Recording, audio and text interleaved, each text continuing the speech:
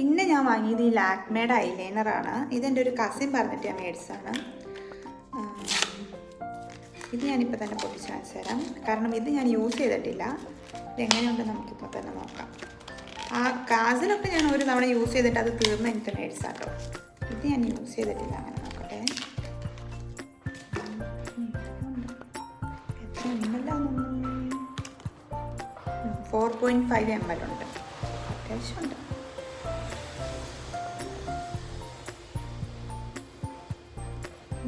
കുഴപ്പമില്ല. ശരിക്കും കാണാം. ഇതൊന്ന് ഉണങ്ങട്ടെ. പെട്ടെന്ന് പോകും നോക്കാം. പെട്ടെന്ന് പോകില്ല എന്ന് പറഞ്ഞിട്ടാട്ടോ ഞാൻ മേടിച്ചത്. വാട്ടർ റെസിസ്റ്റൻ്റ് ആണെന്ന് തോന്നുന്നു. വാട്ടർ പ്രൂഫാ.